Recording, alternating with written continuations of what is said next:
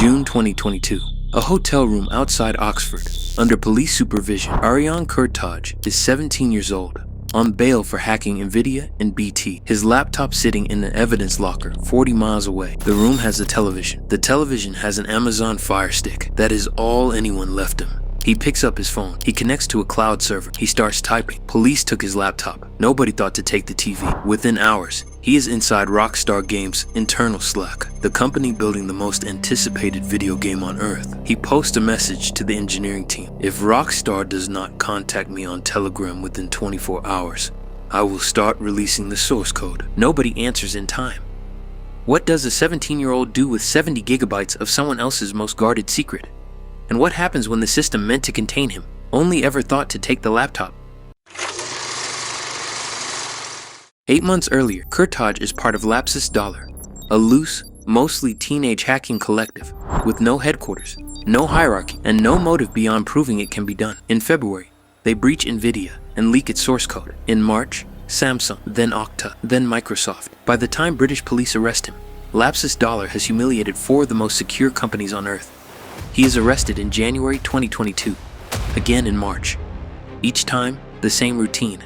Seize the devices, release on bail, monitor and wait. The system treats this like any cybercrime case. Take the tool, and you take the threat. But Kurtaj is severely autistic. Doctors will later determine this is central, not to his motive, but to how the court itself will have to handle his case. He does not need a laptop. He needs a screen and a way online. So why does a containment plan built for one kind of offender keep failing against a mind it was never designed to predict? And what happens when the rules assume the wrong threat entirely?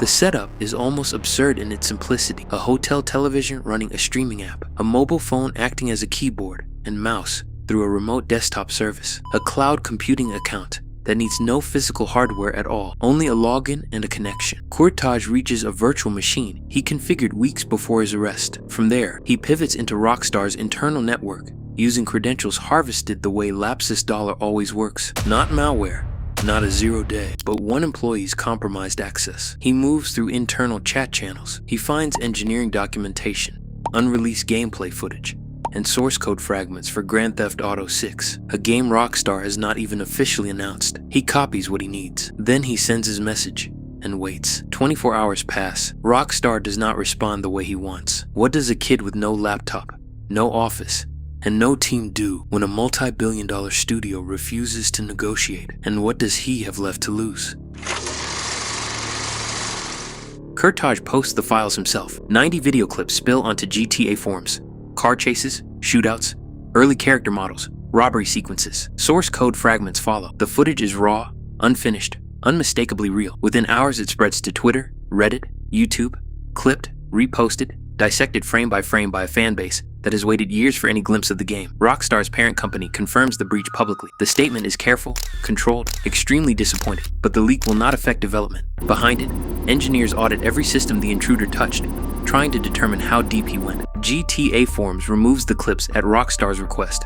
It does not matter. The internet does not forget 90 leaked clips of the most anticipated video game in the world. Investigators trace the breach back to a hotel room under their own supervision. How does a teenager already on bail, already monitored, already stripped of his equipment, breach one of the most valuable entertainment properties on Earth? And what does that say about everyone who assumed the laptop was the only weapon he ever had? Kurtaj is arrested again. This time there is no bail. In August 2023, his case reaches Southwark Crown Court alongside a second Lapsus member, 17 years old, never named, charged for the Nvidia and BT breaches and an attempted $4 million extortion. But Kurtaj's trial does not run like a normal trial. Doctors have already ruled him unfit to stand trial because of his autism.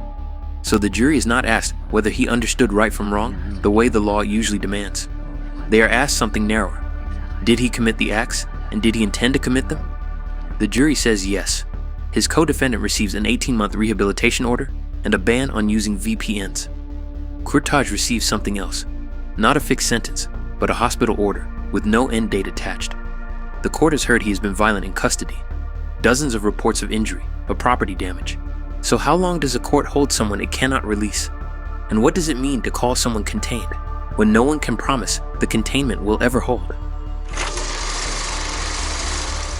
Kurtaj is not in a prison. He is in a secure hospital indefinitely until doctors decide otherwise. This was never a story about a stolen laptop. The laptop was never the weapon. The mind behind it was, and no evidence locker, no bail condition, no Fire Stick confiscation policy was ever written with that mind in view. The system around it was built to remove tools from criminals. It was never built to predict an intelligence it did not know how to categorize. Rockstar finished the game anyway. Its trailer arrived years later, recording 60 million views in a single day. The leak reduced to a footnote nobody outside the industry remembers. Kurtaj remains exactly where the court left him. Not punished, contained. For as long as containment is something anyone can promise,